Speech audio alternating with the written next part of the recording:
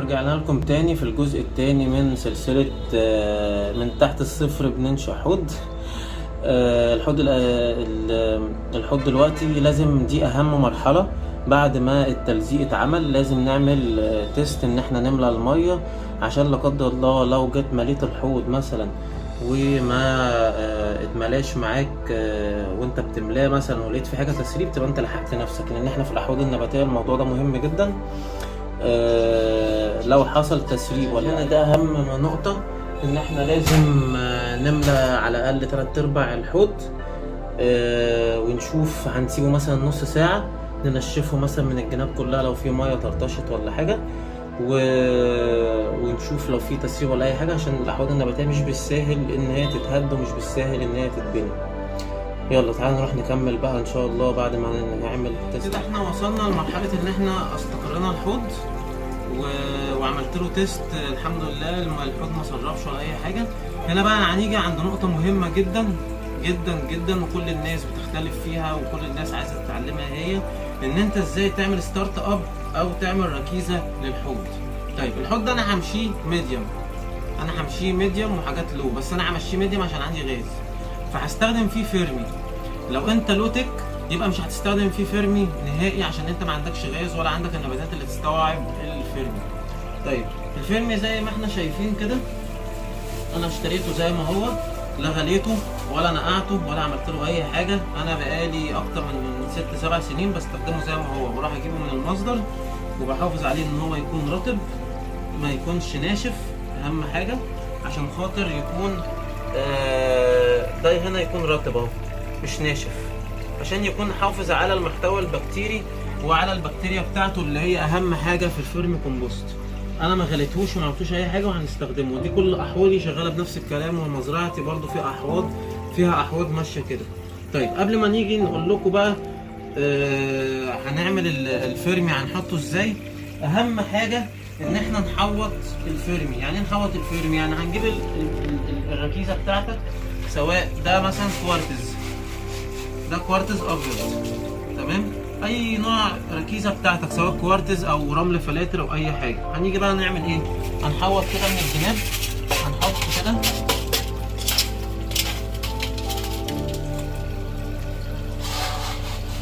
هنعمل من الجناب كلها، نحط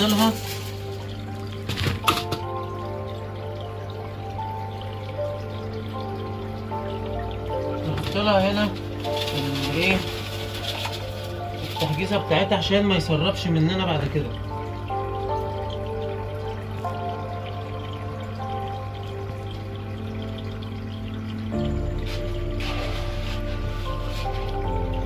في ال4 جوانب. طبعا انت لو مش هتستخدم فيرمي يبقى كل الكلام ده مش هتعمله خالص، ولو انت لوتك يبقى برضه مش هتعمله خالص. وانا دايما اقول اللوتك ما تحطوش فيرمي، لان بيبقى فيه كميه مغذيات عاليه جدا جدا جدا، والنباتات اللوتك مش هتستوعبها. البيتموس مش مغذي نهائي. البيتموس ما هو الا وسط رطب بيتعمل بنباتات البلكونه، وملهوش دعوه بكل الكلام ده. البيتموس ملوش اي فايده غذائيه ولا اي حاجه، غير ان انت هتعمل امونيا عاليه جدا عندك في الحوض من غير اي داعي.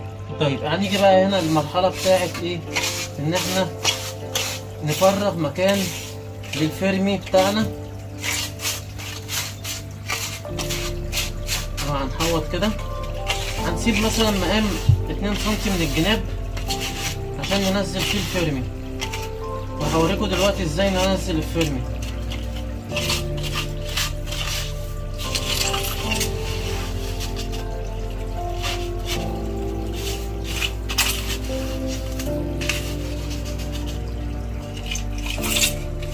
كده احنا حوطنا للفيرمي عشان خاطر ما يسربش. كل ده احنا بنعملوه عشان خاطر ما يسربش. طبعا الفيرمي كومبوست للناس اللي متعرفوش، دي حاجه تربه مغذيه بتعتمد على شويه عناصر غذائيه، وبتعتمد على المحتوى البكتيري. بيبقى فيه اكتر من نوع، 80 بكتيريا. طيب احنا هنستخدم الحوض ده قعدته 40 في 40. انا هستخدم حوالي من كيلو لكيلو ونص يعني بارتفاع سنتي ونص ولا حاجة. هنحط كده بالراحة.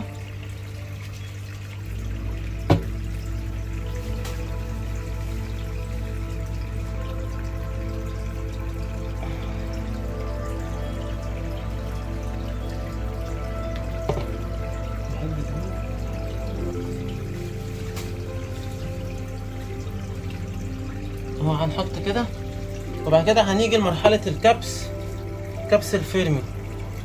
الفيرمي لازم يتكبس، وبعد كده هقول لك هنعمل ايه عشان خاطر ما يعفنش مننا وما يبقاش حاجة صلدة، لان لازم تبقى عامل مسامات تهوية فيه عشان خاطر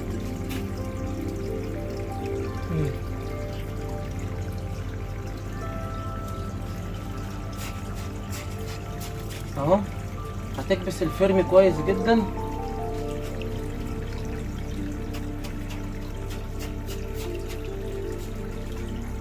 احط له كمان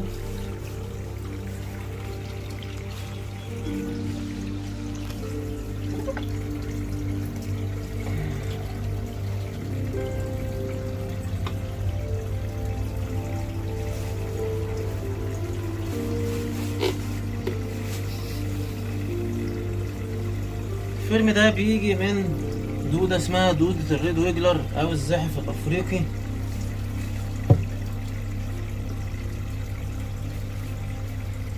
سبحان الله بتبقى الدودة دي فيها كمية مخصبات عالية جدا،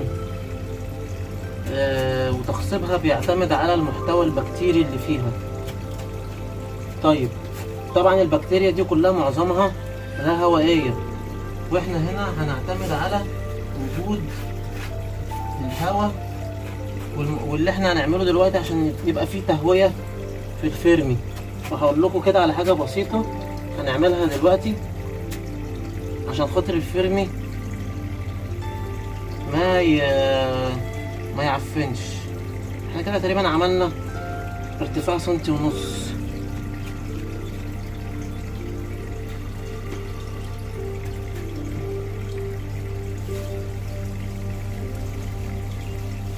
ممكن بس نحط من الجنب هنا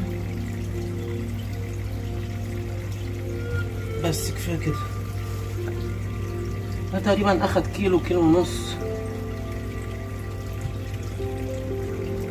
ما بحبش ازود عن كده عشان خاطر الامونيا اللي بتطلع في الاول، وهيأدي الغرض منه مظبوط يعني.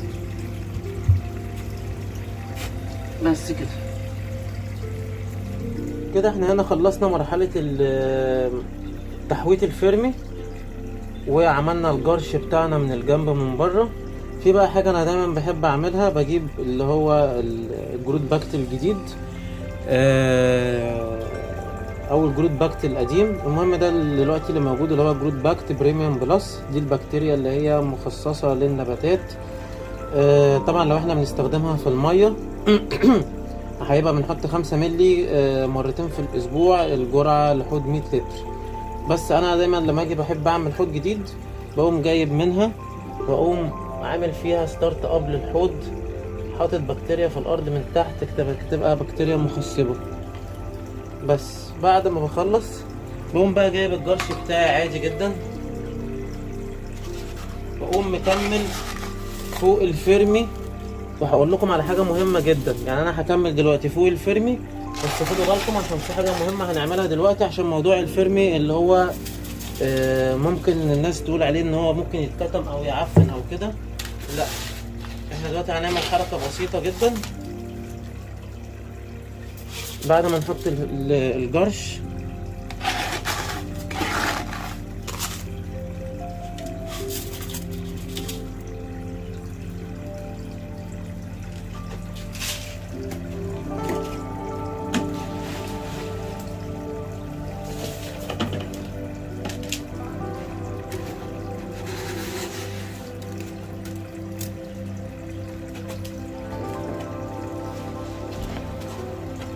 ارتفاع الجرش المفروض بيكون 5 سنتي. بتحسبها ازاي؟ بتضرب الطول، العرض في العمق في الارتفاع اللي هو 5. يعني مثلا عندي هنا القاعدة 40 في 40 في ارتفاع 60. يبقى انا هضرب 40 في 40 في 5 وتقسم على 1000، هيطلع لك عدد الكيلوات اللي المفروض اللي انت محتاجه للحوض ده محتاجه قد ايه. انا بحب احط لافاروك برضه في الجرش.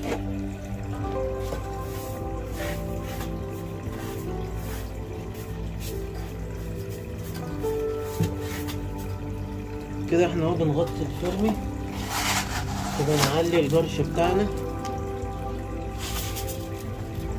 بس خلي بالكوا بقى من الحركه اللي جايه دي، مهمه للناس اللي ما عندهاش مثلا لافاروك. وانا قاصد ان انا اعمل الحوض ده من غير لافاروك بالطريقه دي.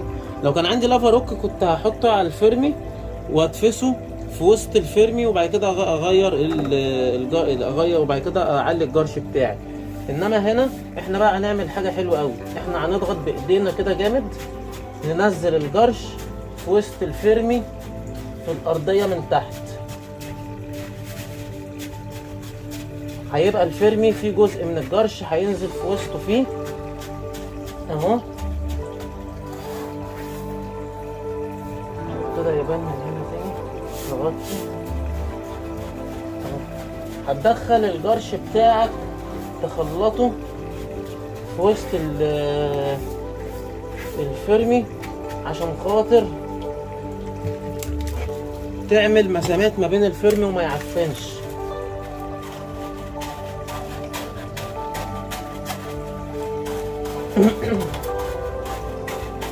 ودي حركة مهمة جدا عشان خاطر تدي تنفس للتربة ان هي تتنفس وما تتكتمش وتعمل عفونة في الارضية من تحت.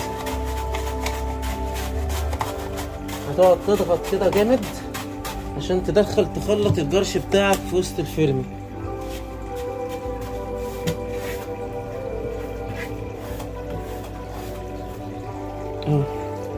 بس عملت الحركة دي ومهمة جدا. هتقوم بقى مكمل عادي خالص.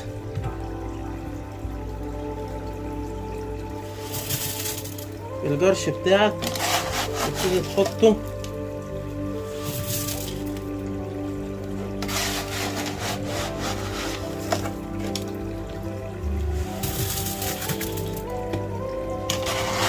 اول ايه، تنطور الجرش بتاعك في الجناب كلها.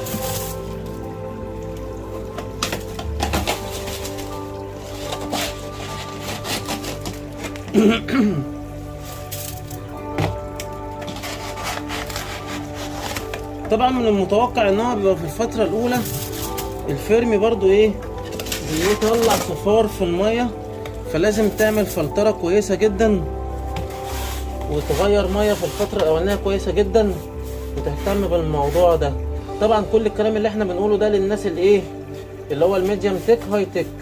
لو لو تك يبقى حضرتك بتعمل كل اللي احنا بنعمله ده من غير قصة الفرمي دي خالص ومن غير اعتبارات الفرمي دي خالص. انت شغال عادي جدا اهو، بتعمل الستارت اب بتاعك عادي جدا، نفس الارتفاعات نفس كل حاجة. اللي في اللو تك ملوش دعوة باللي احنا بنعمله ده خالص.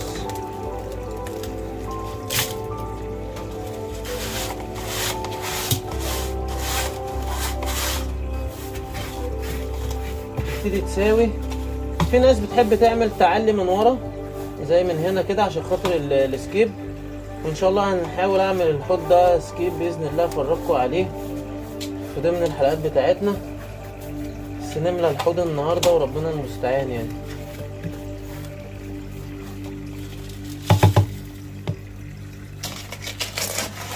بس انا بتهيألي كده خلصت الارتفاع بتاعي.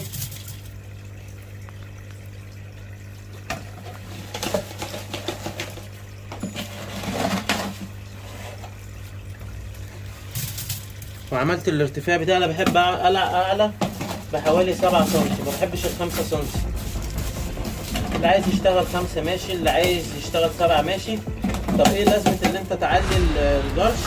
ان انت تدي مساحة للنبات ان هو يمد الجذور بتاعته تمام، وفي نفس الوقت تعمل مساحة او ارتفاع لان النبات يعلي الجدر بتاعه وياخد راحته في الحوض، ما يبقاش بقى ايه بيتلخلع مع التيار والكلام ده كله.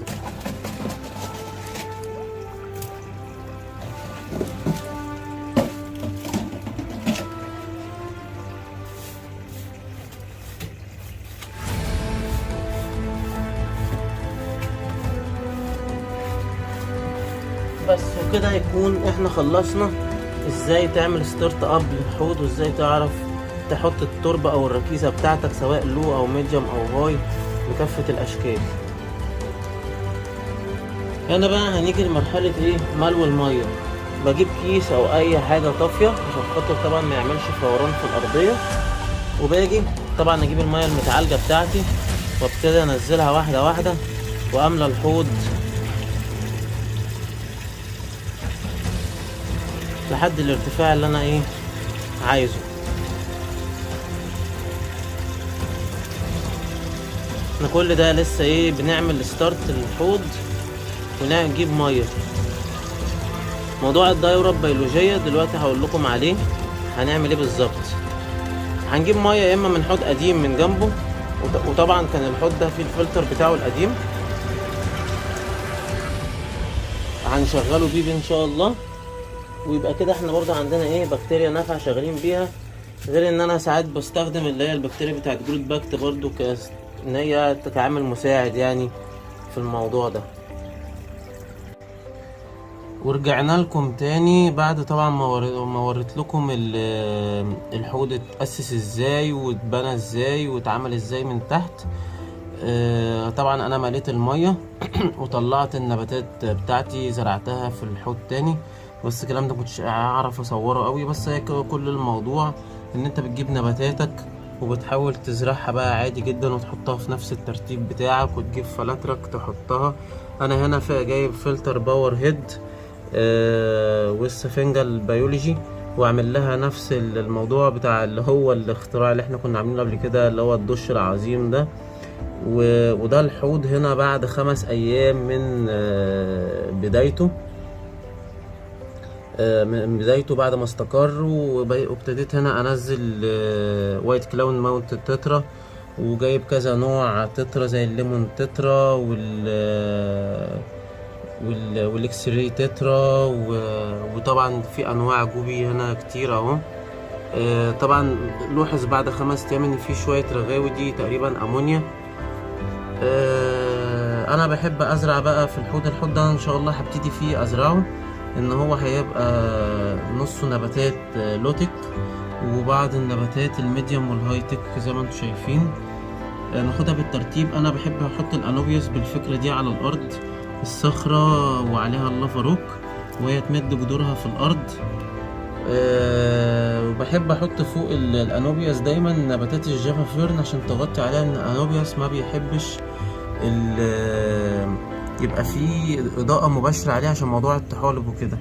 وطبعا زي ما انتم شايفين جبت التشاينا الجا ايتر، جبت منها كذا نوع واستعنت بيهم في الحوض ده. وعامل هنا كده كهف ورا عليه جافا فيرن برضو زي ما انتم شايفين. بس وحاطط نباتات بقى لوتك زي اللوجيا والسيسفلورا. الموضوع لسه النباتات ايه بتحاول لسه تتأقلم وتظبط امورها. بنسمي المرحلة الاولانية او الاسبوعين الاولانيين دول مرحلة ما قبل الاستقرار.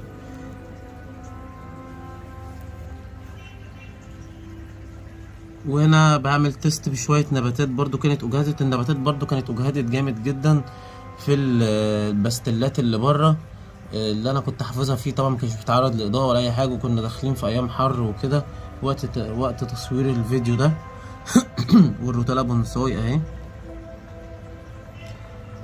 وفي كريبتوكرين، وفي كذا نوع نبات جديد انا جايبه حطيته في الحوض ده ان شاء الله. بس بكده تكون الحلقات بتاعة البناء للأحواض وضحت. أهم حاجة الدورة البيولوجية، أهم حاجة الدورة البيولوجية للحوض. أنا كان الموضوع مساعدني إن أنا عندي بكتيريا ابتدت معايا في الموضوع ده، وعندي مية قديمة من نفس مية الحوض، وعندي فلتر برضو كان موجود قبل كده هو كان شغال في الحوض ده، فهو كان مساعدني كويس في ان انا اقدر اعمل ستارت اب للحوض ده تاني.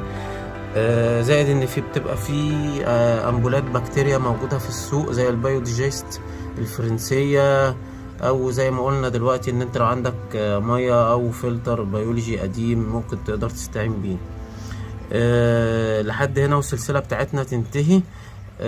مستني تعليقاتكم، ومستني اقتراحاتكم واسئلتكم، وممكن اجاوب عليكم في الكومنتات ان شاء الله لو انتوا ليكوا اي استفسار او اي حاجة تخص انشاء الاحواض النباتية. واشوفكم ان شاء الله في حلقة جاية، وفي جزء ثالث ان شاء الله اعمله لكم المتابعة، اللي هو مرحلة المتابعة. السلام عليكم ورحمة الله وبركاته.